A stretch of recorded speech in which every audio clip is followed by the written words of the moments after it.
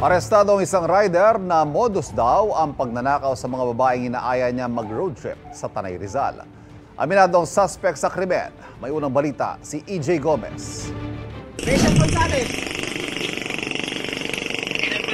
Tumakbo ka pa.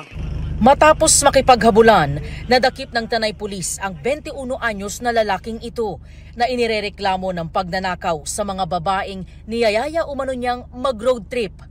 Ayon sa Tanay Municipal Police Station, isang biktima ang dumulog sa kanila at inireport ang suspect na si alias Jello na tumangay umano ng kanyang mga gamit. Nangyari raw yan ang baybayin nila ang kahabaan ng Marilake Highway sa Tanay Rizal alas 2 ng madaling araw noong Biyernes. Nakilala ng biktima itong suspect through online. Sinundo ng suspect itong biktima sa Quezon City.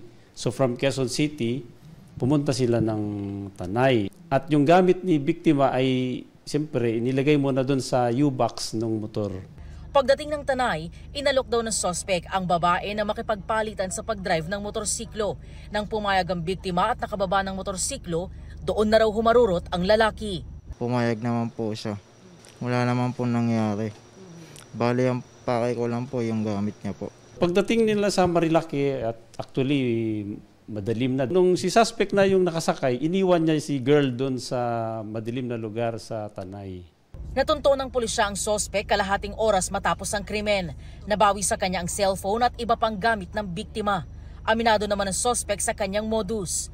Nakaraang taon pa raw nagsimula ang kanyang modus at nasa 5 mga babae na raw ang kanyang nabiktima. Yung na ayayin ko po silang gumala. Tapos mag-aabot na lang ako. Pambayad, ganun po. Bali, po, pag nakakuha lang po ng dyan po, iiwan po. Random ko lang po silang pinipili.